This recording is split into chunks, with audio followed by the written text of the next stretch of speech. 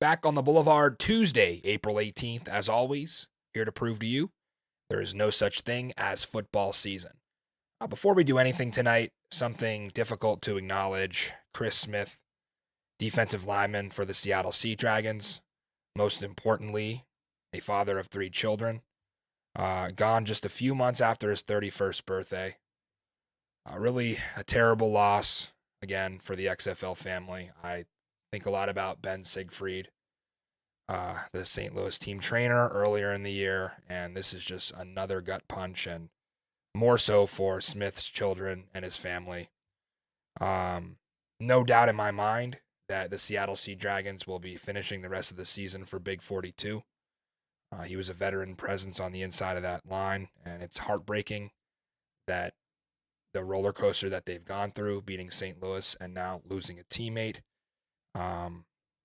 Rest in peace, Chris Smith, and our thoughts and prayers are with his family in the XFL and outside off the field as well. We have 36 games down and 7 games to go, which means we've officially reached the final week of the XFL regular season here on a Tuesday after I spent my Monday in the sky and on the road. I think I've eaten more meals at gas stations than most people do in their entire life in the last 9 weeks. For the players, they've said that X, right, represents the intersection of dreams and opportunity. I think for me, it has represented the intersection of powdered eggs at the day's inn and getting patted down through TSA, which have become 2 of my favorite things when I'm on the road. We love the Boulevard Bowl Tour. Listen, it's truly what we live for here on Springball Boulevard, and we aren't done yet. A few more trips to take as the postseason comes up. You know who else isn't done yet? Those Seattle Sea Dragons. And now I'm joined on Victory Tuesday by the producer, director, and owner of the humble abode we call Studio Z, Chris Zook. Zook, my reality set in a little bit yesterday morning when I was on my flight that it looks like we could have an extra punishment on our hands, and this time a playoff punishment. Correct. If DC meets Seattle, it'll be the 3rd meeting between us this year. You've got Vegas, so you and Mikey Manziel pitted against each other this week. So potentially back-to-back punishments if things shake out your way. Are you worried about that? I'm not worried at all. I'm about as worried as I was against at the St. Louis game. Okay. And we know how confident I was in that, right? It is a shame, too, that we don't have a St. Louis fan on the cast. If we would have added one in, that would have been fun for you. I did send plenty of text messages out after the game, so You do know a couple of Battlehawk fans. We'll just put who will not be named, but they're watching. You know who you are. I didn't even talk a ton of smack either. I just sent call. And I'm surprised how humble you've been at the open of this show, because there are a few things you said that I thought you were absolutely crazy that we'll get to when we get to that recap that actually were true. And it's really tough to admit when Zook is right. So we'll get to that later. On tonight's show, the Dragons are now in the driver's seat for the 2 seed in that XFL North. Is Jim Haslett's squad still totally in control of their own destiny, though? Or are there some things they have to worry about? Can't just win. Other things have to happen. But the defense played the best game of the season in the Dome. They're going to have to match that effort against Vegas in Week 10. We also know the Defenders and the Roughnecks clinched a home playoff game, and Arlington shocked us, played their best game of the season offensively. How that Houston-Arlington matchup in Week 10 might have more implications than just the XFL South. I know, it sounds crazy, but that game is actually going to matter for the North race as well. Getting into that, all your tiebreaker Tuesday talk. I'm on to my last brain cell trying to figure this out, and I have a migraine during the show because of what I went through today to dissect this tiebreaker. But we have it for you, and I'm going to try to give it to you in the simplest way possible.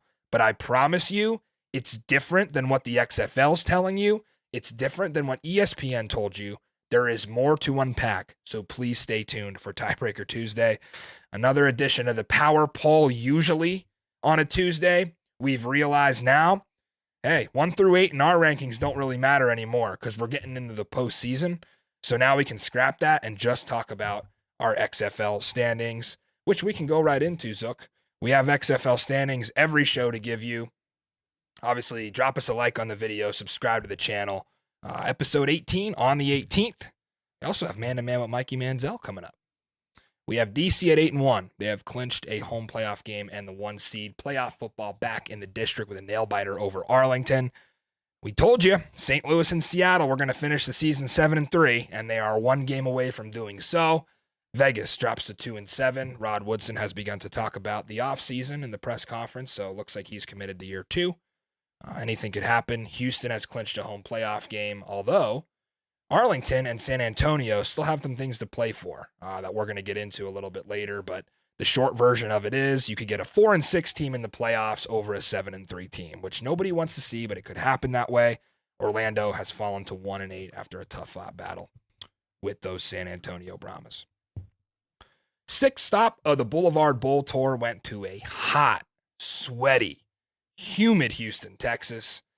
I was standing on the field before kick. It felt like I was about to melt into the turf at TDECU Stadium, which I learned on Saturday is affectionately referred to as the Rig, which is really cool. I like the nickname for the stadium.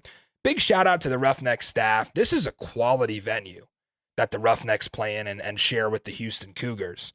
I love the press box in St. Louis because it's that open air. You're inside. You don't have to sit behind a window.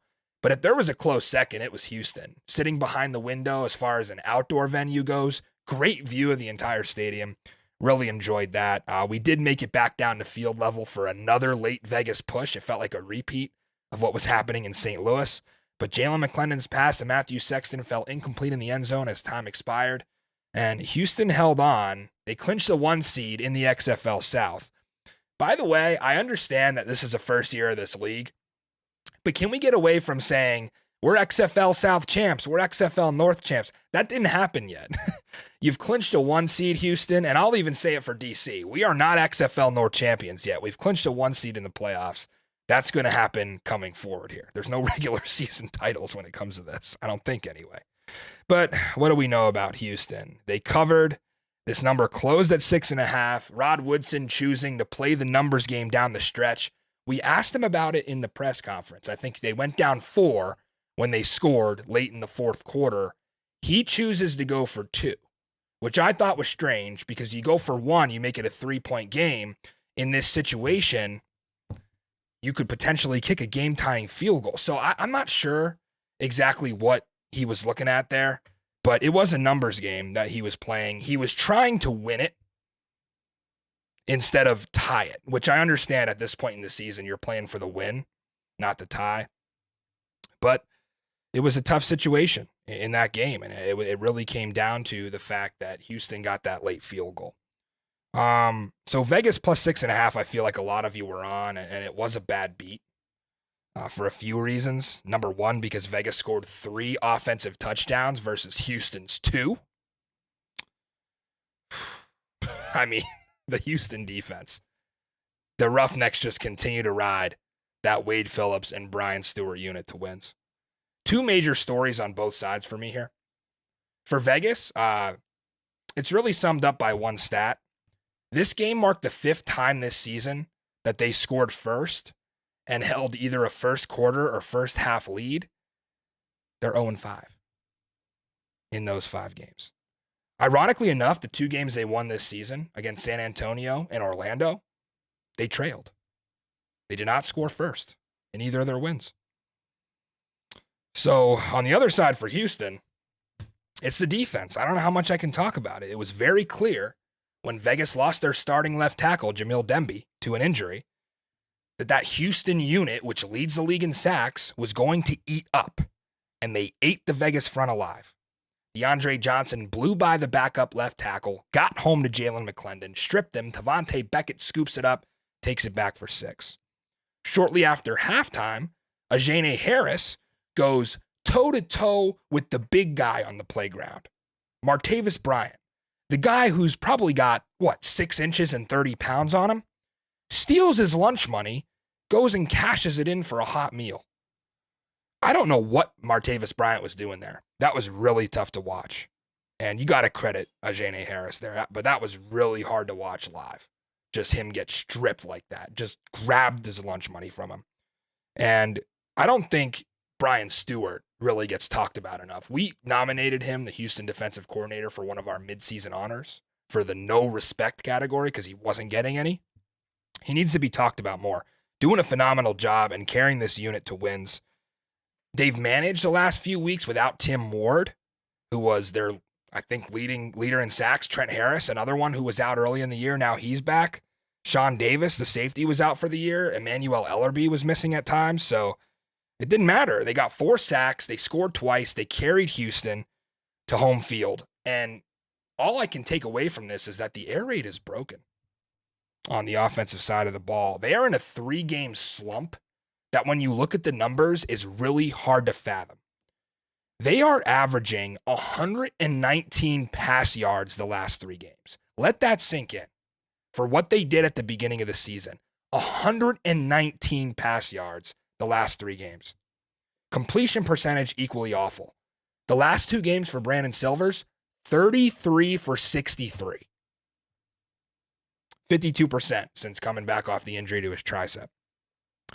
They also haven't had a receiver crack 50 yards since week 6 in DC. Silvers, 4 picks the last 2 weeks, each of them becoming more difficult to watch, consistently throwing balls into double and triple coverage and having miscommunications with his receivers. And listen, he's shown that he's capable of making throws inside of this offense. He's shown arm strength. He's shown accuracy. It's just not consistent enough. He's not putting it together enough. And especially since Jontre Kirkland went down for the year. I saw some of you saying Jontre Kirkland MVP case is strengthening. Yeah, it sure is. Have not been good offensively. And although the run game showed some flashes, got to give it to Bryson Allen, somersault into the end zone, great player. Max Borghi getting some work done. I think he had like 74 yards rushing. The receivers have just not been up to par. They tried to replace Kirkland with a combination of Ja'Cory Roberson and Michael Bandy. Neither of those guys have worked out. And I'll say it, the offense has lost their identity, and I still think it will lose them an XFL title. I truly think they were good enough at one point this season, but they have lost their identity offensively, and I understand that defense wins championships. You cannot expect your defense to score twice a game, especially when you're playing against the XFL North, those high-flying offenses. So Houston holds on to win. Credit to them. They will host a playoff game. And we had more action on Saturday night, and the San Antonio Brahmas kind of showed us the first 7 weeks of the season to stay far away as far as betting. Do not bet this team. You could never count on them to cover, right? It seemed to be the case. Well, they've now covered 2 weeks in a row. If you got the Brahmas where they opened, which was 1.5, I know it moved late to 2, but if you jumped on this early, you covered. A lot of money on Orlando here. I picked them straight up. Credit to Zook, who didn't even mention. He also went 4 for 4 on his straight picks this week. So if you tailed Zook, you got an entry to our PS5 giveaway, which I wanted to mention early in the show. Only one person did this week yet again for the second straight week. So they must have tailed Zook because he was 4 for 4. Credit him on the San Antonio look. Losing the best player proved to be too much of an obstacle to overcome for Orlando, who was out without Cody Latimer with a knee injury. And that Brahmas pass rush just seemed to eat Quentin Dormady alive. He was 9 of 17 for 47 yards. And the harshest reality of all that was somehow 22 less yards passing than the punter had. What can Brown do for you? Mac Brown came in. Look at this. 69-yard bomb down the sideline. Katie Cannon snatches that thing out of orbit. And they got an 11-point lead because of it early in the second quarter. They went on to punch it in on this next play. I thought an 11-point lead was frankly insurmountable for a San Antonio offense who has looked lifeless outside of week 2 against Orlando where they scored 30. Apparently the Guardians are the one opponent that the Brahmas decide to play well against. Jack Cohn, quite the evening in the Alamo Dome. They were moaning for Cohn. 25 of 31 for 302 and a touchdown. We have some people in the chat who aren't going to like to hear that stat line, I'll tell you that. His best game of the year by a long shot. So we apologize to Jack Cohn for calling this the Paxton Lynch Bowl. It was not that. Paxton Lynch is a backup to Jack Cohn. And it seems like Nick Hawley really stepped up here. Remember the former Houston Roughneck? They dropped him. This guy was an XFL favorite going back to 2020, the former Kent State Golden Flash. Great story coming up. 4 catches, 105 yards. He wants Houston. That's what Nick Hawley wants. He wants to play this team into the playoffs and go right up against Houston, who cut him. That'd be a great story if so. Jaquez Patrick continuing to rack up the box score, 130 all-purpose, got him involved in the pass game at 250 pounds or whatever he is. But I got to admit, I'm a little salty with how good this Brahmas defense has been these last 2 weeks, right? Because I bet on this team once the entire season, week 7 at Vegas, where they decided to put up the lone stinker they had in all 9 games. Was against Vegas. Is it me, Zook? Am I the one who keeps screwing these teams up? Maybe I'm the jinx. They've been dominant, guys. They have the league's #1 scoring defense. Drew Beasley, Delonte Scott, once again, phenomenal in that front 4. Jordan Williams, the quarterback of the defense, he's going to be in the NFL. Speaking of Jordan Williams, leading the league with 82 tackles, 20 more than second place, also leads the league in TFLs. What a season for Williams. 11 tackles he had Saturday night. Run defense, a little shaky. Devin Darrington racked up 133 yards, and he's been boomer bust all year. Seems like with Darrington, you either get 100 plus easily or like 20. But Darrington was good. He had like 8.3 yards a carry, kept Orlando in it. But we really can't say enough how glorious that fake punt was.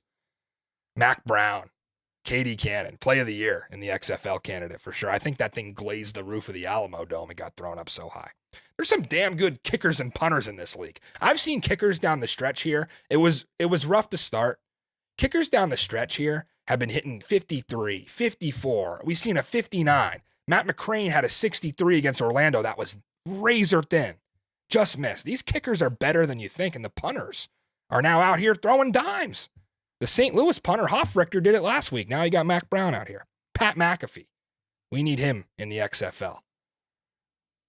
Don't know if it'll ever happen. I think he's retired, but that'd be cool to see. Anyway, biggest story from this one. The Brahmas at 3-6 have managed to be 1 win and 1 Arlington loss away from a playoff bid.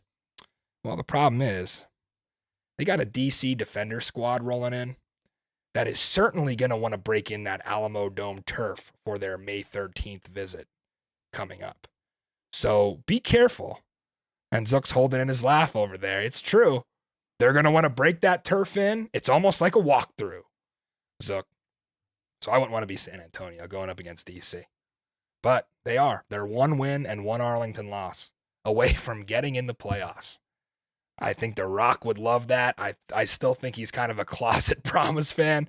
By the way, what happened on Twitter?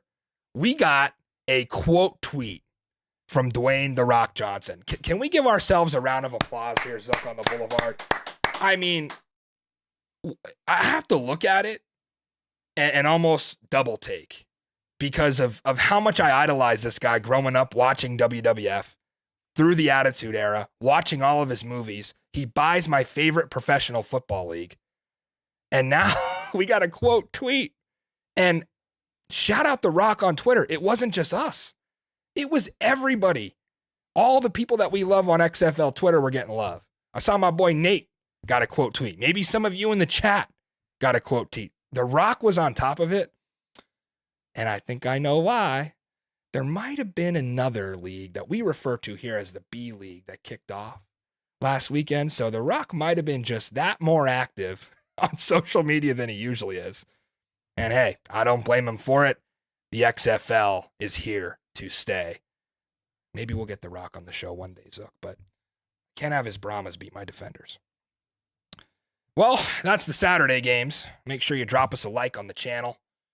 And subscribe to the video. You see, I told you guys that I'm backwards today because I dove into the absolute weeds of the XFL tiebreaker situation for the North. And I don't know if I'll ever recover from the absolute spin zone that it put me in. So without further ado, Zook, I think we're just going to let Mikey Manziel talk for 10 to 15 minutes, and I'm going to gather myself so that when we come back from break, I can properly deliver this information. So enjoy Man to Man with Mikey Manziel. We'll be right back on Springball Boulevard.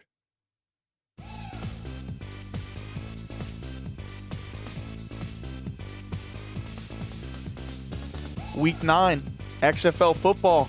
I'm Mikey Manziel, and this is Man to Man. And again, my heart is ripped out of my chest. First game of the week, and I'm thinking, we're getting a dub. They come out and Zook, what happened with Vegas? I mean, what can I do to buy a win here? I don't know, man. This is 2 weeks in a row. They had it well in hand, and self-inflicted wounds. Well, just killed them. I don't know what to say. Speaking of self-inflicted wounds, Seattle didn't have any today. We had a pick late. Yeah. But do you know who else had a self-inflicted wound? Was Matty Fresh down in Houston. My God, he FaceTimed me at 2 a.m. Hey, let's get to the games. I can't today. Man, what an exciting week. But we had this is what I'm talking about, ladies and gentlemen. I mean, Vegas in the first half, these past couple games, have given me a glimmer of hope of what this team could really achieve. And McLennan has really developed this team, and they have been a big first half team. I mean, look at this play selection here on a 3rd and short. I mean, what a play call. What recognition from the quarterback to see man-to-man, do a little bit misdirection with the running back out of the backfield. I really thought they would keep with these shorter passes, just really relying on the defensive front to make decisions. And just look, I mean, they were just shredding them the whole first quarter, read options, RPOs, just misdirection all over the place. They're going to get the ball back here. It's just they were driving this full first half. I really thought they had something. McClendon really was making plays with his legs and his head. I mean, a good pass here to Gmo. That's all because of him buying time, slipping it out. That's just recognition of what he was doing, playing on his feet. I mean, you can't ask for more. Should have been a late hit too. He took a big shot to the back. But again, I mean, they get a touchdown here. Sin Q gets in there. I really thought that Vegas was gonna really blow this open. I was in Matt's DMs again. I was on Twitter, and lo and behold, right here is how every week ends for Viper Nation. What the hell is going on? They start off so good, Zook, and then they just stop. It's like nothing I've ever seen before. You can't dominate that well, and then just 28-21. Like there was no fluff. I'm not even gonna fluff this for you. Defensive for Houston scored twice. Brandon Silvers was doing pretty much absolutely everything to give Vegas the win. And what happens, Zook? They turn the ball over and give points away. I'm here again with the fat L on my forehead, and there's a song like that. But let's get into the next one. I can't. I drank too much of that game. Let's get on to the next one, please. San Antonio and Orlando. And look at this mosh job, right? This guy just babies the corner. I mean, look at him. He looks like a damn left tackle playing tight end and wide receiver. Split him out, and then look at what they do. They split him out again on the 2-point conversion here. And they got the same matchup. What play do you think they're going to run, Zook? You already know what they're going to do. They already know. Boom. They got man-to-man coverage. I know what I'm doing. I'm throwing him the same ball. Guy fouls him this time. He mosses him again. And he just stands there and looks at him. And he's like, what are you thinking? Look at this. I mean, this is beyond me. I would have gave him help. I mean, this guy, I would have gave him water on the sideline. And I'd have said, hey, kid. Don't quit your day job. You got mossed twice. But what can I say? And Zook, can you pause this? I just want to let everybody know, this is a punter. This isn't a quarterback. This is the punter in the XFL for Orlando. He threw this ball from the 13-yard line. Zook, go ahead. He guns this from the 13-yard line. Guy catches it at the 40-yard line, the opposite 40. He threw a dot.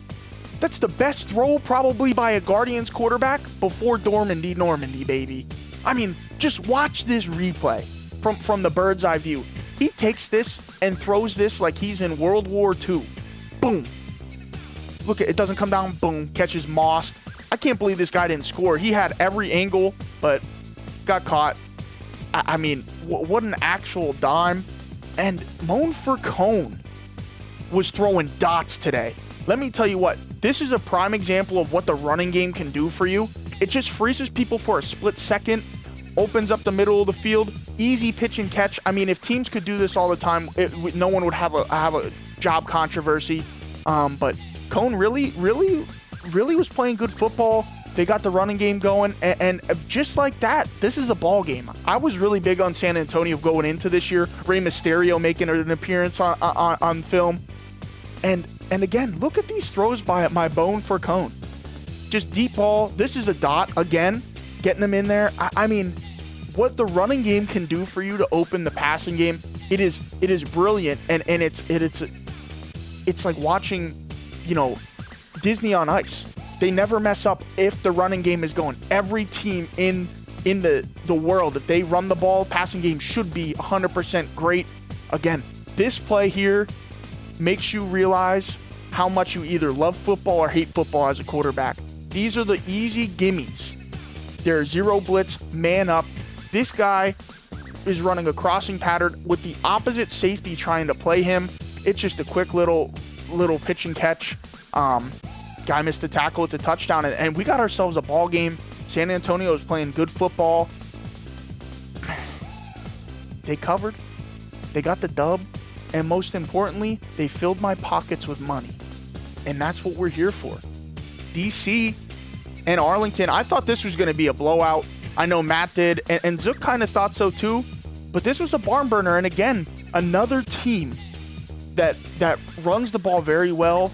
And these play action just freezes up, space just a tad bit for Tamu, getting a little curl route out. And here it is again. I mean, you cannot take away all the passing if you're running the ball well, and that's what DC does to you. I mean, they are just very, very good at just manipulating the field and manipulating defenses, and I mean that's what we're here for. My man Tamu again, play action. This is a beautiful pitch and catch. Wide receiver plays it perfect, gives the quarterback 3.5, 4 yards on the outside. Quarterback drops it straight in to where the wide receiver can only catch it. Great adjustment, great pitch and catch. And again, off of the play action, you cannot script this any better. That is DC at their finest. Jordan just throwing dots. What a pitch and catch there. Let's go on to it, Zook. Let's get on to the next one here. There is another quarterback in DC as well. But may I add, that was throwing dimes. But Seattle, St. Louis, they called this play Cowboy, and if you don't know why, they draw it out in Cowboy land. And here it is, a misdirection by Seattle, getting Phillip Lindsay on the edge. They're just causing havoc in the middle. Linebackers weren't able to get across. Great play. And this is something for St. Louis that I really thought that they were going to continue doing, is attacking the outside here. They were playing man up on 8-man and these guys. Here you can just see he was just brutalizing them. And I know Zook was mad. I don't know what happened. After this play right here, St. Louis went away from that. I don't know what happened. I don't know what adjustment Seattle made or what adjustment St. Louis didn't do, but they just stopped attacking, the outside of the field, and they were really just working on these screen passes that they just weren't doing anything. And Zook was happy. I know that. Ben DiNucci, this was his game, to where I thought a ton of times here he was going to bounce out like this as a sack. It was going to be 3rd and long here. He just showed moxie. It's 4th and 1, same drive. And, when you have Josh Gordon and you have man-on coverage, if you're not taking this shot 10 out of 10 times, you don't deserve to play quarterback in this league. If you have these guys on your team, I mean, it's just easy. It's automatic at this point. We've watched it all year. Pitch and catch with Seattle. Josh Gordon knows it. He doesn't have to make 12 catches a game for him to make an impact in this league. 2 or 3 catches. He normally takes the double. Here he didn't, and you would be dumb to not take this shot with him. It just shows you, how versatile this man is in this league. I mean, if he doesn't get back in the NFL, I know he will be the face of the XFL. And then here, I mean, you take a big sack, Ben DiNucci gets a little banged up, and he comes back and he's running side and throws it across the field like it's nothing, touchdown. And I mean, you can't make this up. DiNucci out-dueled my man AJ, and I have to be the first to say it. And here's another instance of where I thought Ben DiNucci was dead in the rights. They were going to stall. The drive was going to end. And, he just found a way. And this way went to my man Peasy. And one of the best, most electrifying players this year. And look at this. This is a single-handedly beating the whole defense and scoring a touchdown. I mean, what a great tape he has for NFL teams next year. If someone doesn't give him a shot, I don't know what you need to prove in this league for that. He has done pretty much everything for Seattle this year, possession, and he is not a big guy, but man, does he play with and with a fire lit under him. I mean, this play, which he does all the time, it seems.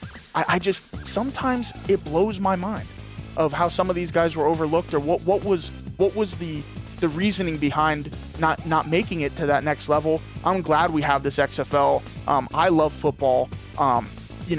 This has been so much fun to do. I get to express and pay money to Matty Fresh to be on this show, and that's how much I love football. I hope everyone had a great XFL football weekend. But this is me from Studio Z. I'm Mikey Manziel, and this was Man to Man. Thank you. Back. Oh, sorry. I just spent the last 10 minutes carrying a few ones, dotting some I's and crossing some T's, because we got tiebreaker Tuesday. And, let's just get into the games before we do it. I'll explain it when we get there, but it's going to be a fun ride. 18,864, the record crowd in Audi Field Sunday afternoon. Another beautiful day at the Navy Yard. The DC Defenders improved to 8-1 on the season and promise playoff football back in the district in just 2 short weeks. Great vibes all around, even if you just wanted to go celebrate the sale of the Washington Commanders. They had the official ceremony at Audi Field, especially for the first 35 minutes of football. The vibes were great, and I won't lie, when DJ Swearinger two-spooned that mint chocolate chip right out of Luis Perez's ice cream dish, like we've seen in so many times in Audi Field this year, it just going right back down towards the snake. I called it. I called the cover. I cashed a ticket before the money was in my hand. You're up 17. You got the crowd rocking. The snake is well past section 137, making a hard left at the top of the stands. And what proceeded to happen for the next 25 minutes concerned me a bit as a DC fan. Luis Perez refused to let that be the moment that he went out. And I have to give him respect for that. He's already suffered through hell in this environment, losing to DC as the quarterback of the Vegas Vipers back in week 4, where he battled there too and took a tough loss. And this Arlington defense was really helping him out down the stretch here. They lead the league in takeaways, and I knew they were going to get theirs. They have been doing it all season. Even against a team who arguably takes care of the ball better than anybody in the XFL, Arlington was still able to force 2 turnovers. Joe Powell got a pick 6 of his own to match DJ Swearinger. Now, it did get called back to the 30. Wasn't Powell's fault. There was a block there at the end of the return. They scored anyway. They pull within 11 to start the 4th quarter. You got like 12 minutes left in the game. If you're DC, you're up 2 scores. And the coaching staff did the right thing by bringing De'Aaron King into the football game. I would have done the same thing. I've said it all season. If you're up and you need to chew clock, he's the guy. In fact, earlier in this game, in the first half, right before halftime actually, he put on a clinic in the pass game. King was 4 of 6, 65 yards, and a touchdown pass to Lucky Jackson. So anyone who doubted his ability to start a drive from his own 20-yard line and utilize that short pass game and not just be boxed into that running quarterback, they were proven wrong. He silenced those doubters, and I don't know if I've ever truly seen a worse play from De'Aaron King to what happened at the end. It was tough. It was 3rd and 10 inside the 30. You got 5 minutes to play. He tried to fit it through 2 D linemen. Seemed like the ball got tipped and fell right into the hands of Colin Schooler. And that was a real turning point that gave Arlington life.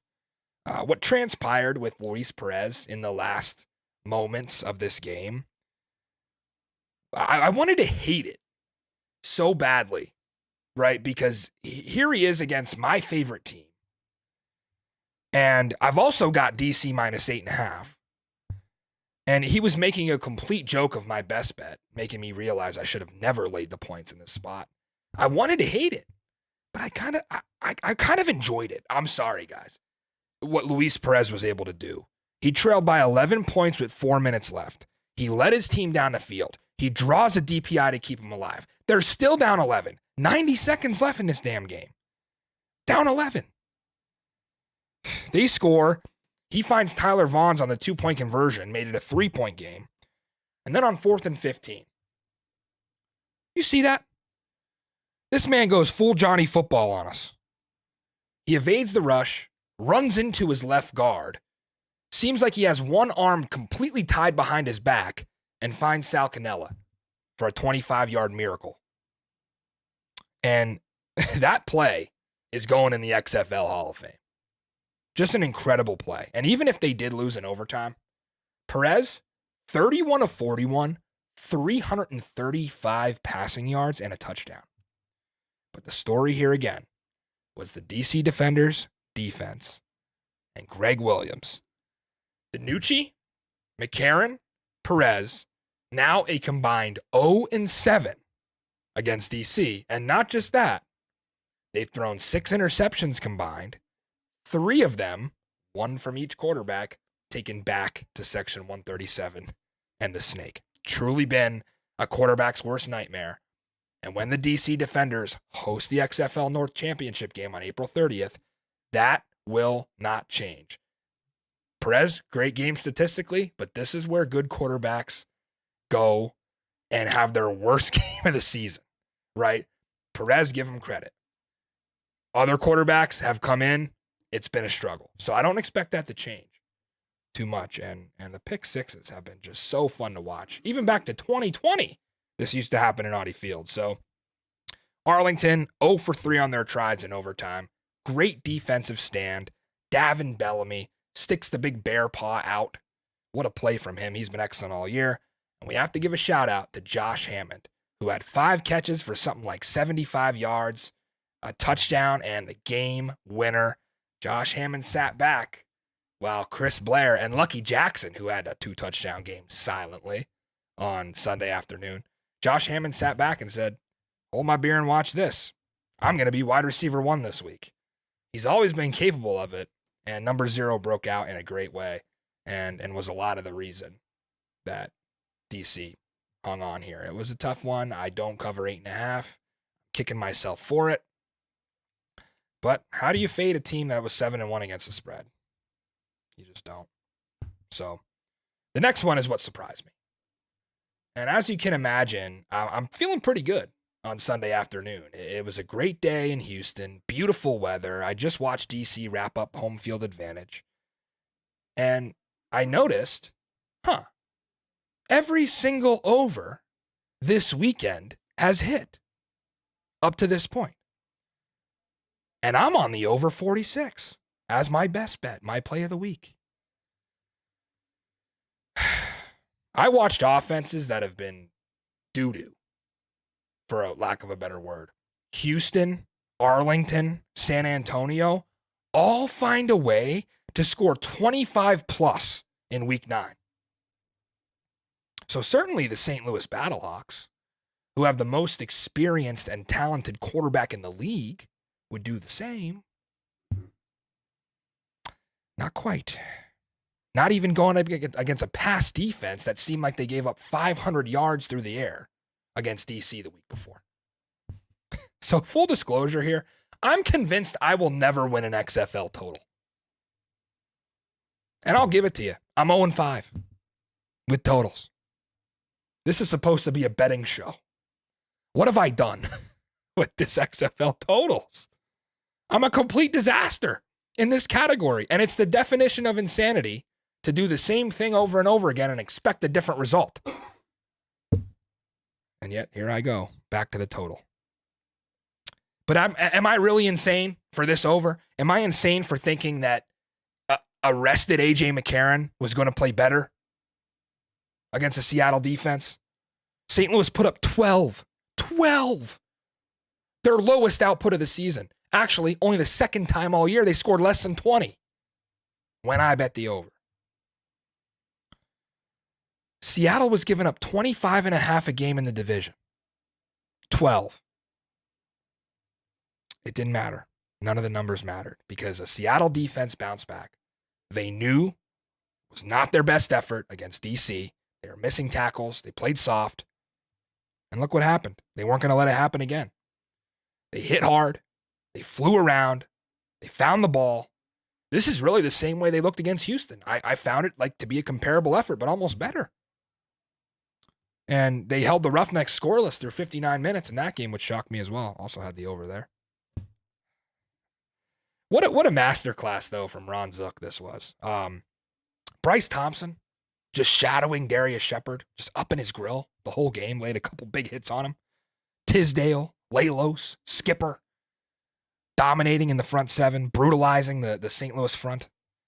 AJ kind of looked like an absolute shell of himself, and that was not a good time for him to do so because on the other side, Ben DiNucci was arguably playing the best football of his entire career. Jahcour Pearson, Heisman moment. 68-yard touchdown against the number one pass defense in the XFL. And look at this. I counted 5 that missed him. They actually had an extra defensive back on the field because it was 3rd and 15. They had the nickel out there. And if you slow that thing down, he made all 5 of them miss. One guy. I want to make a case for Abram Smith to be the MVP. I really do. But after watching something like this, I mean, it's chalk. Jahcour Pearson to the NFL. Peasy and his boy VC making it look easy. 2 touchdown passes from Ben DiNucci, 1 each for them. And TJ Hammonds, 8.4 yards a carry. He's a wide receiver playing running back. Everything went right for Seattle. DiNucci showing off the dual threat ability yet again, as he has been all year. And the Seattle Sea Dragons, as much as it pains me to say, are in the driver's seat for the playoffs. And don't give me this garbage. A win is a win. This, what they did in front of 33,000 people in St. Louis, is far more impressive than St. Louis beating them week 2. I know it doesn't matter because the standings, they don't give a team an eye test like the sports books and the odds makers do. They don't care about that analytics. It's just about tiebreakers and records, which we're going to get into. But I was wrong about the Sea Dragons. They're for real, and they lit up a pretty good defense for 371. Only turned it over once. I said a couple weeks ago they can only score 40-plus yard touchdowns. Well, they also silenced me there, punching in 3 times from the red zone. Seattle fans must have loved that. And a defense that I kind of doubted could hang with all these great wide receivers that St. Louis has and A.J. McCarron coming back. And they neutralized Brian Hill. He had 5 carries, 11 yards, easily his worst effort of the year. No catches from Hill. So Jim Haslett, June Jones, Ron Zook, I can't forget my boy Coach Fly from Penn State, the linebacker coach there. You all get a helmet sticker. You had your players prepared for this moment. They played exactly how you'd expect a team in this spot to play. They survive and advance to week 10 where, believe it or not, it will again be more about the defense than it is about the offense. But they're playing good at the right time, peaking at the right time. They got 4 sacks this week. They held St. Louis to just 11 first downs. They created multiple turnovers. They flew to the ball. They were just hit-sticking people out there, and they needed every single one of it. Seattle Sea Dragons, one of the most impressive efforts of the year. Zook, I said we'd get to it in a little bit. I do have to give you credit. I was hoping you were going to talk to me a little bit. You came on the show, and you made what I really thought was a brash statement. Yeah, last Thursday. You called it bold. And I wasn't the only one. We had a couple of YouTube commenters who also felt the same. They dragged me through the mud, didn't they? And Zook's wrong to again. say, yeah, I to think I say heard. Seattle was going to blow out St. Louis, and for that to actually happen,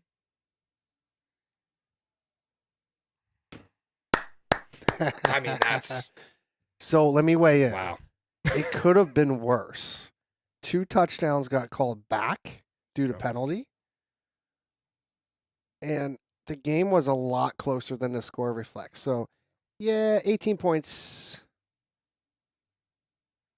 blowout For this league, is a blowout. you in this haven't league, seen it.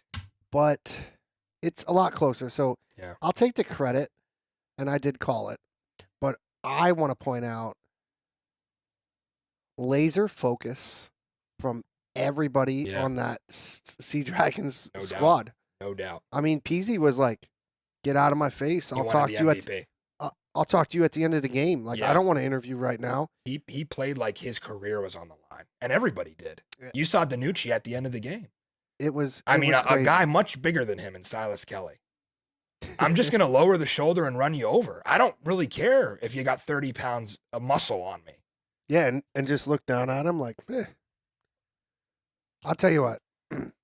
If they play with that kind of focus, it's a scary squad, man. It's scary. I worry that you've burned your best effort. I don't know. Every team has one in them. I'm looking at it this way. If they slide into the playoffs, Yeah. which we're going to talk about here in a second, Can't wait. if I'm a Pretenders fan like you are, I'm scared. I don't want to see them. So like, before we get to it, we beat them twice already. sure. And But who would you rather play right now? Tell me, who would you rather play? how much, honestly? And I know we're going to get in the weeds here, but let me just ask one more question and we'll wrap it up and go to tiebreakers. Sure. How much value does that hold for you? If the DC Defenders beat you twice in the regular season and Mhm. you win the XFL North championship game, because you know what you're going to hear. And it's not going to be from me because I get it, right? You got to beat them 3 times. It happens in the NFL the same way. Sure. But this is a shorter season. You know what they're going to say to you. This ain't right. We beat you twice. We got the best of 3. It doesn't matter. That's a good point. And we're looking at 2 losses with a combined 5-point advantage. I think it's right? actually 4. No, they lost by 4 Oh, and they yeah, lost you're by right. 1. Even, So we're yeah. looking at 5 points. Mhm. That's what we're talking about. And, with 5 points in 2 games, that could break down to, what, 3 plays? Yeah. No, it definitely does, but it's There's been a not. close series. We shouldn't write it off like it's going to be DC Seattle. I'm not. Let's get into it here. I'm not writing it off. I'm just saying Boy. it's a lot closer Yeah. than everybody thinks. And that's all I'm pointing Yeah, the out. most important part was the Seattle Sea Dragons saved their season. And they played exactly how they needed to save the season. And it shows that they truly care about more than just what they're putting on film individually, which I think has been a slight problem with the league. This year, obviously, you want that extra $1,000 in your paycheck, but it was more than the $1,000 for Seattle. It was the playoffs. It was the chance to represent the XFL North. And let's be honest, they want DC badly after what happened in Lemon Field week 8. But they're not going to get to play in Lemon Field. They're going to play in Audi Field. So now on to the migraine-inducing portion of the show for all of you. We're not going to have a power poll because it's irrelevant. We're just going to go right into this. Tiebreaker Tuesday. Everybody take a deep breath with me. Please keep your hands and feet in the vehicle and stay seated at all times for whatever this is about to be. Bear with me. Here it is. The situation between Seattle and St. Louis, who will both win who will both be 7-3, which means they will be deadlocked in the first 4 tiebreakers. If that happens. I know we're going to get to the 4th tiebreaker and how this is all going to play together. But if they both win, which we both expect them to win, I have here St. Louis is an 8-point favorite against Orlando. Seattle, 8.5-point favorite against Vegas. We expect them both to win. Actually, we've been expecting them both to be 7-3 for quite a while now. So, I read the tiebreaker from the XFL, officially, the situation. And many of you were tweeting it out and talking about it. First of all, ESPN did not necessarily have it right. What came from the league was correct, and they followed up and they corrected it. Now, there's more to what the league told you, which is that St. Louis needs to score 20 more points than Seattle this weekend. So if Seattle scored 20 against Vegas, St. Louis would have to score 40. That's what they're telling you. They're also telling you that St. Louis would have to remain number 1 in the XFL North in points against, which they currently are not. They're currently number 2. So that was also a little weird to me, how that read. Maybe they were trying to say they have to get into first. We're going to break it down for you. Here's what I got, and we're going to give you examples in a second here. It's a combo of tiebreaker 4 and tiebreaker 5 that can get the St. Louis Battlehawks in the playoffs when both teams are 7-3. Hear me out. Sunday rooting guide for the Battlehawks. And obviously you have to win Saturday. You need to remember the number of points the Orlando Guardians score against the St. Louis Battlehawks. That is the single most important thing this weekend. It matters none how many points St. Louis scores, how many points Seattle scores. St. Louis is too far back. You cannot be 20 points behind the number 1 offense and expect that's a realistic path to get into the playoffs. No, there's another way. And it's how much Orlando scores. St. Louis has to clamp down on defense. I saw Trey Watson, the linebacker for the Battlehawks, quote tweet us, and he's like, oh, I want to see this. Yes, the defense must play well. You take that number of points that the Orlando Guardians score, and at this point, Zook, we're just going to show them an example of what it could potentially be. Before we get there, Yeah. talk about the points for versus points against, Right. and how that If works. people don't get that, right. Because so maybe I'm skipping it's a that. little confusing. So here's maybe what I'm skipping if you don't know, which this is part of the actual language in the XFL tiebreaker 4 and 5. In tiebreaker 4, it is your combined ranking within the division in your points for versus points against for all 9 games or all 10 games next week. So what that means is they take your points for ranking, which for Seattle currently in the division is 2. They're behind DC. They take your points against ranking, which currently for Seattle is number 1 in the division. 2 + 1 is 3. That we can do, right? Simple enough. Seattle's combined ranking in the division would be 3. Okay? Here's the issue. In points for, in that world, St. Louis is too far back from Seattle. They are 20 points back. Okay? It's too many points to make up. They've got to do their work in points against. So how does this work?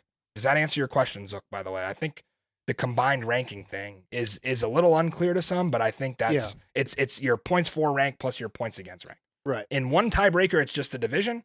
In the next tiebreaker, it's the whole league, 1 through 8. Yeah, I think that's a little clearer. Okay.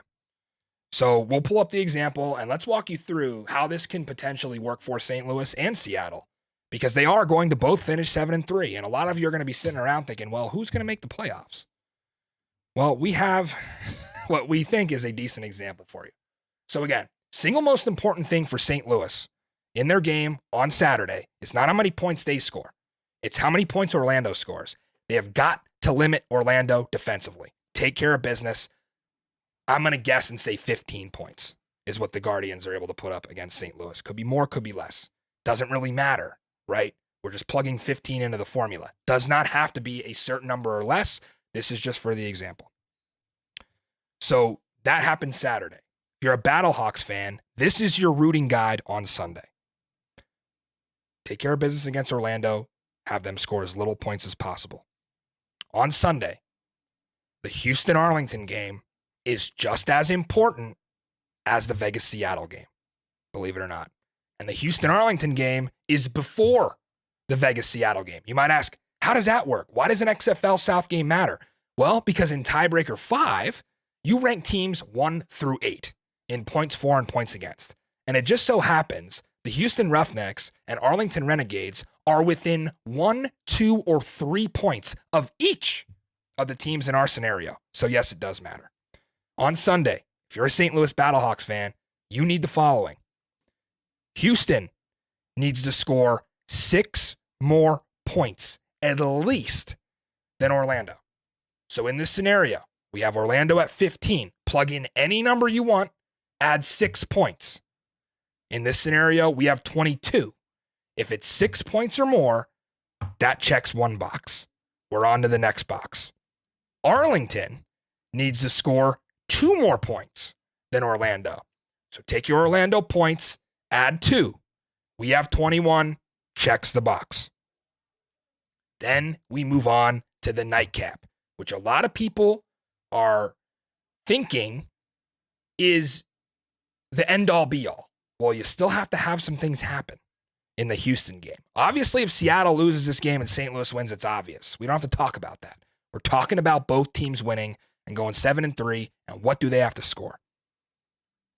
Vegas needs to score 7 more points than Orlando. Take your Orlando points, 15, add 7 or more, bang. In this scenario, Vegas scores 28. That's 7 more than 15. You check the box.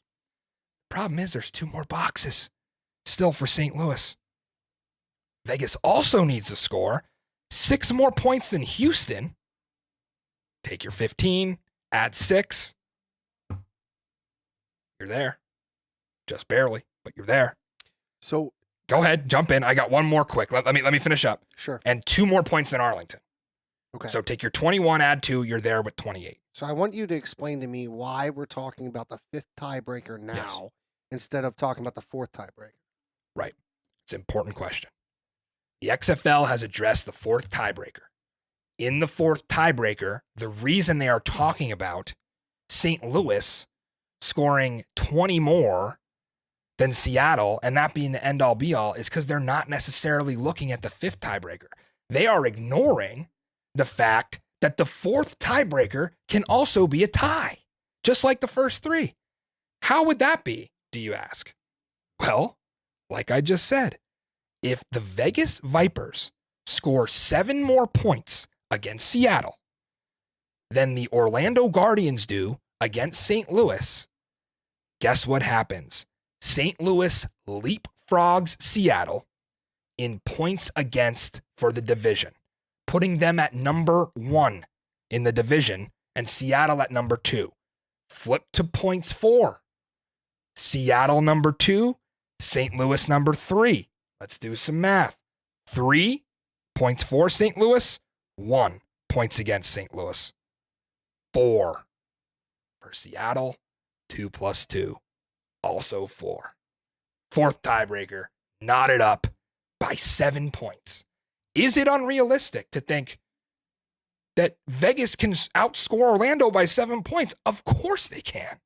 It's a better offense from what I've seen. So they're ignoring that. I think this is going to get decided in the 5th tiebreaker. Now, to even answer more of your question, we don't want to be in a situation where we rely on the 4th tiebreaker and then we're all sitting around after the Vegas-Seattle game on Sunday night thinking, okay, now we got to go back because we didn't realize Houston and Arlington mattered. Maybe I'm the first one to tell you Houston and Arlington matters in the 5th tiebreaker.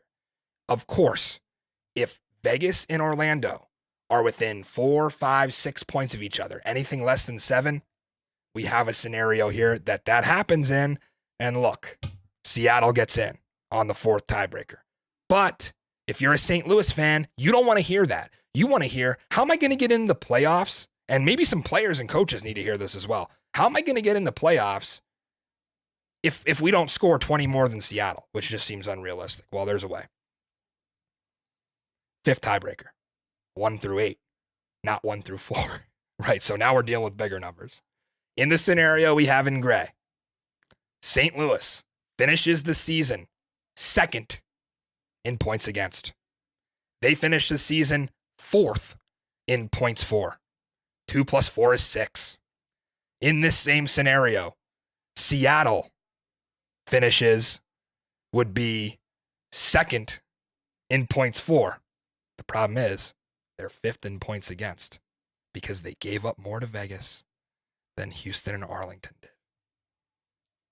So that puts them at 5th. 2 + 5 is 7. St. Louis combined ranking. We're playing golf here. 6 is better than 7 in golf. That's how St. Louis gets in the playoff, guys. So to reiterate, Battlehawks fans, Battlehawks players, coaches, fans of the league, this is a more realistic path for St. Louis to get in. Running through it again. Houston scores 6 more than Orlando. Arlington score 2 more than Orlando. Vegas scores 7 more than Orlando. Vegas scores 6 more than Houston. Vegas score 2 more than Arlington. Those are low numbers, and those are doable. Remember, the Vipers put up 26 against Seattle the first time around. In the other scenarios, we talked about it a lot. In the middle, in orange, the reason Seattle gets in here, look at Orlando's point total, 15. It could be any number, plug any number you want in there. Add 7, 22. Do not get there for Vegas. Therefore, the 5th tiebreaker does not even take into account. You got 21. Seattle's in. The 3rd scenario gets weird. There is a possibility where Vegas can score 7 more points, right, than Orlando. The problem is, in this scenario for St. Louis, who is going to be, by the way, the biggest Rod Woodson, Ray Sherman fans of all time this weekend. In this scenario, Vegas did not do enough to outscore Houston or Arlington, which propped up Seattle's points against and knocked St. Louis out of the playoffs. So, big picture here, you have 3 goals if you're a St. Louis Battlehawks fan this week. Number 1, low points. Allow Orlando to score the lowest point total possible. Get them to 0 if you can. You need to kind of middle the Houston-Arlington game, right? Because you're stuck in a situation where you also need Vegas to outscore Houston by 6 and Arlington by 2. So you don't want those 2 teams to necessarily go off against each other either. You need kind of a 22-21. That's why we use this as the example. I kind of played off the over-under for this game and the spread, which is 1. And lastly, you need Vegas to win, of course, because you want to just knock Seattle out. But if they don't win, which, let's be honest, they probably won't, need them to score some points in a loss. I'm going to say it. 24 Vegas Vipers points gets St. Louis in. Because I don't think Orlando is going to have 20 plus. And I think Houston-Arlington could be a low-scoring, ugly game. So Chris Zook is not quite as comfortable as he once was. Now, Zook, your thoughts on this from a what-if standpoint. Is there anything I'm missing that I need to clarify? I'm not sure. Because that's a lot. Yeah, you spun me around a little bit here. It's tough. And remember, these... Watch back. Rewind the video. Right. You're going to have to. Remember, the stats or the scores on the screen right now don't really matter. This is an example. It's all about the plus-minus points. Plug your number in. Whatever you think it's going to be, it's a simple formula. If you want to rewind the video, this is the formula. Plug any number in to that Orlando score. Does not matter what St. Louis scores, right? Add 7. That's where you need Vegas to be. Add 6. That's where you need Houston to be. Add 2. That's where you need Arlington to be. Do it all over again. Plug in a Vegas number. Does not matter what Seattle scores. You need 6 more than Houston. You need 2 more than Arlington. You need 7 more than Vegas. So basically, what you're saying is Seattle's defense needs to be the difference to get into the playoffs. In the most practical fashion, think 24 from Vegas will get St. Louis in the playoffs, and I mean that. Like you cannot mess with that. If you're at 24-25, which is just playing off of what they gave up last time around, right? Which I'm not saying the defense is as bad as they were in week 3. But you're playing with fire. If you're going 24, 25, 26, and now all of a sudden you're sitting here thinking, oh man, now we need Houston and Arlington and Orlando to take care of business, and they're not good offenses by any means. So right. St. Louis fans, a little more hope than you hopefully had going into this show. And there is a scenario that we could go to a 6th tiebreaker. I'm not going to tell you how. I'm just going to tell you if we get to the 6th tiebreaker, the Seattle Sea Dragons are in, because it's net points, which that's what should be number 4 and 5. But net points is number 6, and Seattle is there easily. And number 7 is a coin toss. No, number 8's a coin toss. I'm not sure what 7 is. Number 7 is me and you just fist fight. Seattle wins, baby. Let's go. Oh, so that is the disaster that is the XFL North tiebreaker. And I'm out of gas, just like I was on my best bets this week. I already talked about them. DC was up 17. DC was up 11 with a minute left. They didn't cover. And Seattle and St. Louis were the only under of the weekend to hit. Because when A.J. McCarron got the ball back with 5 minutes left, all I could think is, here we go. This is when the fireworks begin. Nope. He actually threw it right back to Seattle. It was an interception in the end zone. And I thought, wow. Seattle at that point up pretty big. They were up 15. And I'm like, here we go again. DiNucci self-destruction. Throw a pick in the end zone. Nope. McCarron threw it right back. I lose. I hit the over 46 is toast. And you should have took money line. Save yourself the $5 or the 5 units. Whatever. I'm all good. And by the way, terrible beat for Mikey Manziel. I mean, it is terrible, but if I remember exactly, couldn't happen to a nicer guy. If I remember exactly, and we asked Rod Woodson about this, they scored, Zook, to make it 25-21 in the fourth quarter. So he wants the ball back, obviously. So he goes for 2 and doesn't get it. If you go for 1, it's 25-22. You can tie it with a field goal. Your offense is better. They scored 3 touchdowns. Houston scored 2. Maybe you win in overtime. Not Rod Woodson. He told us he went for 2 because he wanted to win the game by 1 point. Well, it didn't work out that way because Houston kicked the field goal. And then at the end of the game, they drove down the field. They didn't have any timeouts. They ran out of timeouts. And these players gave their all, and Mikey Manziel lost by the hook. The hook. All right, so it's not showing on screen right now, but I am 6-3 against the spread.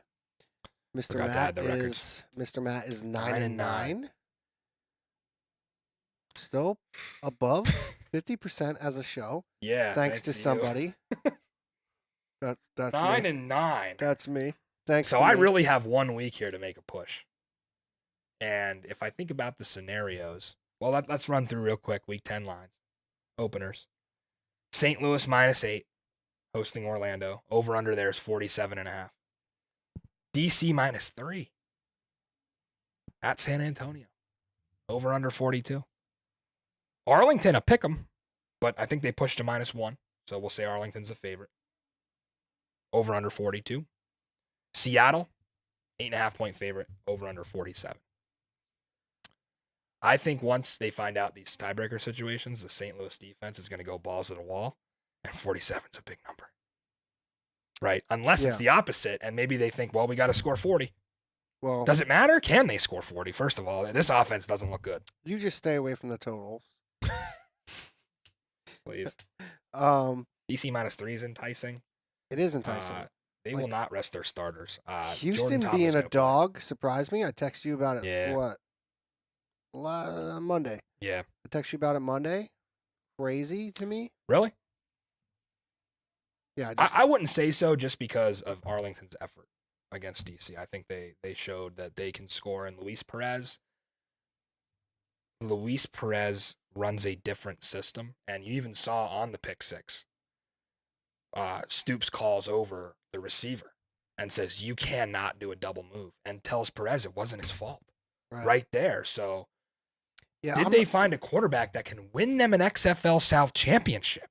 Potentially. Got to beat them twice. I'm just looking at the fact that. Is that the thinking? Arlington wins this one because Houston, whatever.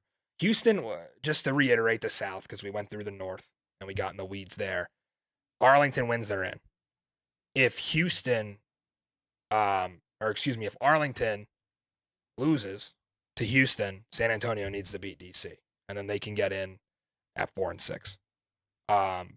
Is the thinking Arlington wins this one and loses the playoff game because more motivation for Houston in the playoffs? Maybe that's why they're favored. I don't think they'd be favored if it was a playoff game. I don't know. I'm not going to foreshadow my bet, but if I was going to pick one right now, which I normally don't do, I wait. I wait till Thursday to make my bets. Unlike other people. Injury news has been throwing us off. I do like Houston being a 1-point dog at this point. One of the first times, I believe, you're going to get them as a dog all season. They were favored against St. Louis. They lost. They were favored against Seattle. They lost. I think the only time they were an underdog all season was against DC. Speaking of dogs. Or were they even an underdog against DC? Who knows? Wow. Yes, she won't ditch the wig until she hits one. That's right. She's going to get really big. Yeah, I was going to say, this one missed by we missed 4.5 points. 2 out of 3. Yeah. Actually, no, 1 for 3 because Vegas didn't hit. That's what I mean. We missed 2 out of 3. Missed 2 out of 3. Piper missed. Yeah, this one was close. It's crazy to think DC Moneyline was in question, too. Don't know what happened there at the end, but Piper's trying, just like me, at 9-9, and I guess I really got one more week of the regular season to do. You must have rubbed off on her. I talked enough tonight. I am just so exhausted. I don't think I've ever been more tired from a show. I've been on the road 7 out of 9 weeks, and I just went through the tiebreaker Tuesday of my life. We're still going to be back on Thursday. For Mikey Manziel, now in Studio Z. Hope you enjoyed his segment. For Chris Zook in the control room, I am Matty Fresh. We are entering the last week of the regular season, so don't you ever forget, there is no such thing as football season. We'll see you Thursday, guys. Take it easy.